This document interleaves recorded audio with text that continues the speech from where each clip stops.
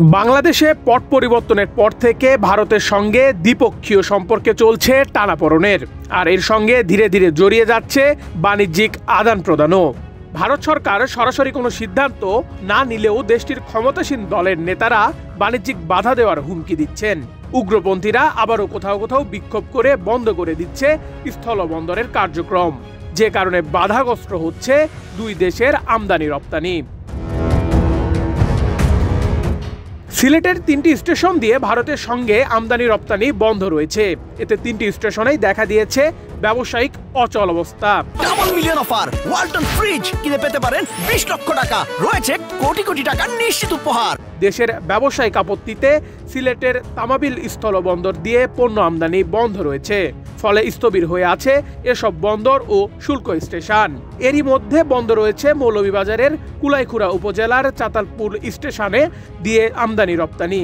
অন্যদিকে শুল্কায়ন জটিলতায় তামাবিল স্থলবন্দর দিয়ে পাথর ও চুনাপাথর আমদানি বন্ধ রেখেছেন ব্যবসায়ীরা। এদিকে গত 4 দিনে ভারত বাংলাদেশে কোনো পণ্য রপ্তানি করেনি বেনাপুল স্থলবন্দর। সেই সঙ্গে ভিসা বন্ধ থাকার কারণে পাসপোর্ট যাত্রীদের যাতায়াত অনেকটা কমে গেছে। ভারতের আগরতলায় বাংলাদেশের উপ হাই কমিশনে হামলার ঘটনায় উত্তেজনা বেড়েছে কুমিল্লার বিবির বাজার স্থলবন্দরে। আমদানি রপ্তানি ও যাত্রী কমলেও আমদানি রপ্তানি বন্ধ হয়নি এই স্থলবন্দরে।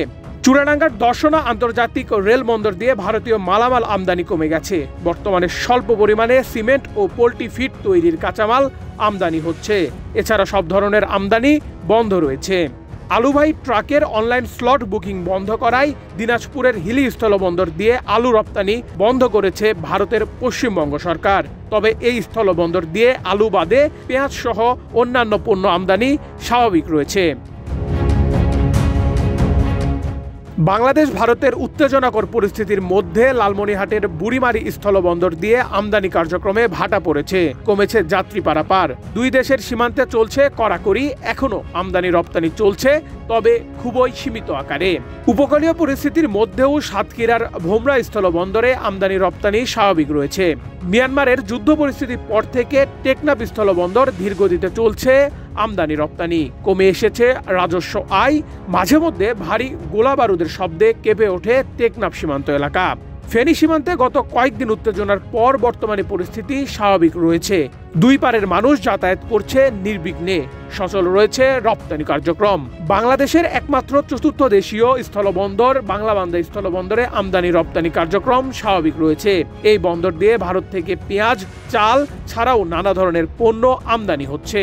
কুড়িগ্রামের ভুরাঙ্গামারী থানার সোনাহাট স্থলবন্দর দিয়ে আমদানি রপ্তানি স্বাভাবিক রয়েছে। এসব স্থলবন্দর দিয়ে ভারত বাংলাদেশ থেকে প্রধানত আমদানি করে যন্ত্রপাতি, কাঁচামাল, ভোগপণ্য, সুতা, তুলা ও রাসায়নিক পণ্য। এছাড়া পেঁয়াজ, রসুন, আলু ও হলুদের মতো পণ্য আমদানি করা হয় ভারত থেকে। এদিকে বাংলাদেশ থেকে পাট, পাটজাত দ্রব্য, সাবান, গার্মেন্টস সামগ্রী, ব্যাটারি, মাছ, কেমিক্যাল, এসি ও ফ্রিজ রপ্তানি করা হয় ভারতে। তবে গত অর্থবছরে সবথেকে বেশি রপ্তানি হয়েছে তৈরি পোশাক ও পাট। নেহাল আহমেদ প্রান্ত, বাংলাদেশ প্রতিদিন।